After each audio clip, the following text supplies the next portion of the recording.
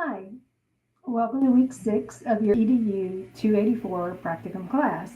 This week you have quite a few things that are due. And as we mentioned in class last Monday, it's going to start really getting busy. It's going to start ramping up in this class.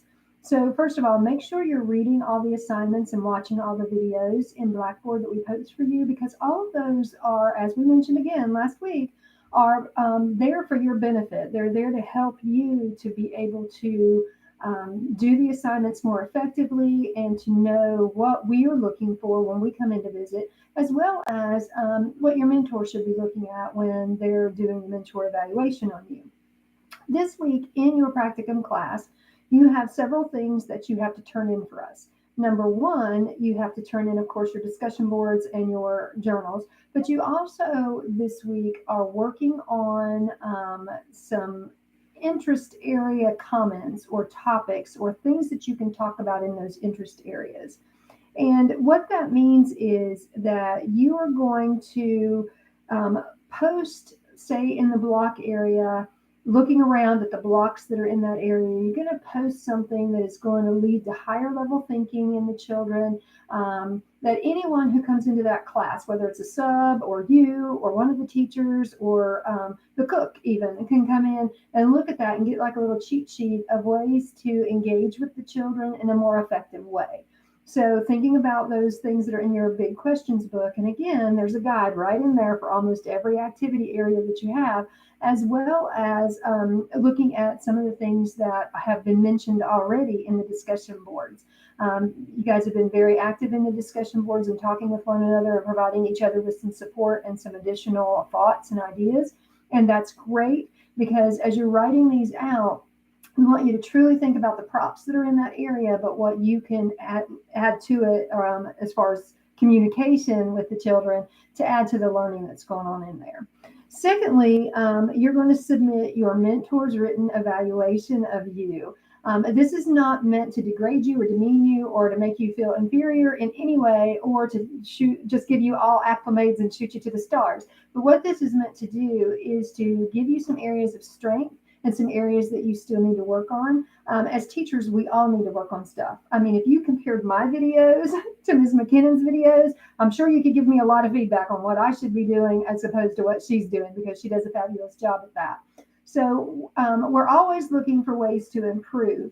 And as a teacher, you're not going to get a lot of feedback other than from your, unless you do have a mentor, but other than from your director or your principal or whoever's coming in to do an assessment on you. And usually that's an annual assessment.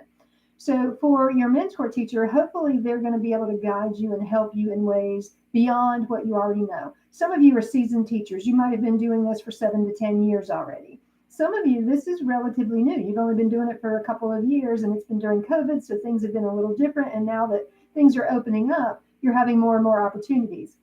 So take advantage of that. No matter where you are, whether you're a seasoned professional or whether you're just starting out and you feel like an entry level, or even if you're started a new place or you're in a practicum experience that's not your normal center, then it's a learning curve for you. So recognize that. Take the things that they say and use them for growth, not as a way to punish yourself or demean yourself, or not as a way to say, I really hate that person because they said this about me. That's not what this is about. This is to be professional and think about areas I can grow. Every semester, you've been able to evaluate every teacher that you have here at JCC as well as every class. And so in those evaluations, I hope you were giving them constructive feedback and not just saying she was hard or he was difficult or he didn't listen or whatever. Give some specifics, give some anecdotes. Same thing. When you're reflecting on what your mentor teacher has given you, I want you to really think about, okay, I'm going to take this and how can I grow from it? It might be hard to take at first. It might be hard to swallow. But as you're reading over and you're writing that reflection, think about ways that you can continue to improve in your teaching practice. You also have in this section, you have discussion boards, which you have every single week. And I appreciate those of you who over the past couple of weeks have been trying to post a little bit earlier instead of waiting until Sunday and posting everything, because it gives people the opportunity to go in and to read what you have to say and to mull it over and think about it, and then come back and offer you some suggestions. but it also gives them the opportunity to learn from the things that you say. I know that if you were sitting in a class, if we had practicum class and we had to meet face to face every week, we wouldn't all sit there just listening to me talk or Miss McKinnon talk. You would actually be doing a lot of talking. You'd be sharing what's happening in your practicum site, what's good, what's bad, what's ugly, what's great, and something that was an aha moment for you or something you learned.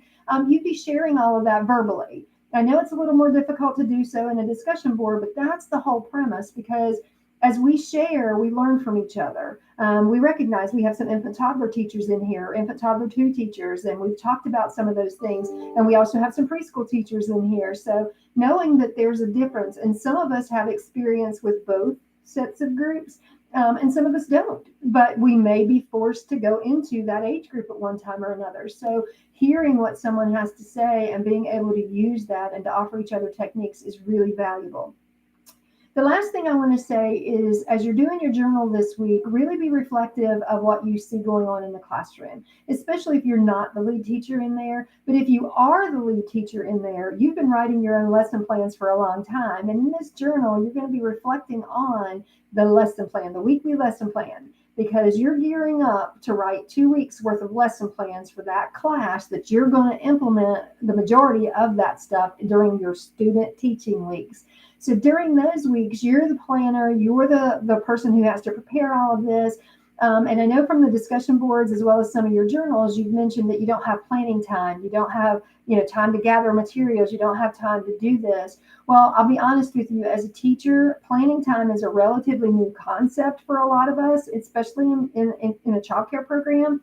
And so if you're working at a higher quality center where you actually get paid time, every week on a Monday at 6 o'clock, you know that you're going to have planning time, then you're fortunate, because that is not the norm. So recognize that sometimes you may have to do your planning time on your off hours. And I know they're not going to tell you that at work, but know that that's the case. So during this particular practicum, I want you to really focus in on making really good detailed plans. And that's one of the reasons why these next 4 or 5 weeks, or actually 6 weeks, you're going to be doing really detailed activity plans, and then you're going to be reflecting on it after you've implemented it. And you're going to turn in both the written plan as well as that reflection. And that reflection is not only on, are the children meeting the goals that you have established for that, but also, how did you present it, and how did you implement it, and how did you guide them toward those goals, and what did you find difficult about it?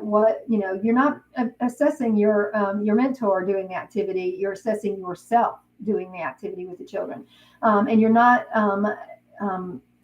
assessing anything else in the classroom other than you, the activity, and the children. So you can't say, well, they didn't help me, so I couldn't do it. That's not a valid excuse. This is all on you, and you have to do this. It can be one of the activities they already have on their lesson plan, and you're just taking it and expanding it. That's fine.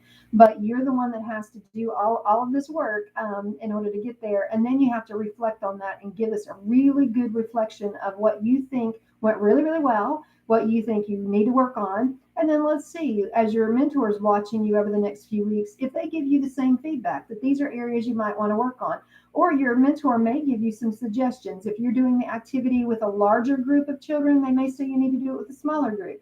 If you're doing an activity like this first one, I believe is a science activity, that one can be, you can be very creative with that, because you can do individual activities with children, you could do small group activities with children, or you could do it as a large group, just depending on the type of activity you choose. It could also be, sort of a mathy science activity. So it could be where they're categorizing and sequencing. That can be both science and math. Or it could be science where they're discovering stuff. You put pine cones in an area, and they're discovering those with the magnifying glasses or something like that. And then what did you learn about the children from that, and what did they learn about the stuff that you put out, the materials you put out there for them? The thing that we're looking for is very specific, detailed information. Not, they met the goals. That tells me nothing. How do you know they met the goals? So give me those details, and give us those details when you're doing that evaluation at the end of did they truly show you, and how did they truly show you that they were meeting the goals? And is it for their developmental level? It might be different than somebody else in the class who's developmentally a little bit more advanced. So, mention all of that stuff in there. That's really important for this particular section. And we're looking for growth during these few weeks that you're going to be doing this. We will not start observing you doing it until you send us the videos next week. And we'll talk more about that next week. But for this week, you're just implementing the activity, and then you're assessing it and evaluating it and writing us a reflection on it. I hope you have a great week. If you have questions, you can talk to us when we come out to visit you, if we're coming to your place this week. If we're not, you can surely email us or give us a text, and we will try to message you back as quickly as possible. We have started our visits. We have enjoyed the visits we've had so far. Have a few more to go. You'll be seeing that assessment and those grades in the grade book, and you can click into that and you can pull up the whole big rubric that we use with all of our notes in there, so that you can see how we scored everything. And we did not add up the scores. It's just an assessment, but we graded you overall on what we observed. So please note that these first ones, we were very, very, very lenient, I guess you could say, on some things, because we know it's the first few weeks of classes and the first few weeks of your children coming into your program. So there's been a little bit of a different vibe in the room. So when we come out the next couple of times, we're going to be expecting to see a whole lot more of you engaging with the children and acting with the children, interacting with the children, and possibly even seeing you do your activity. I hope you have a great week. And again, if you have any questions, let us know.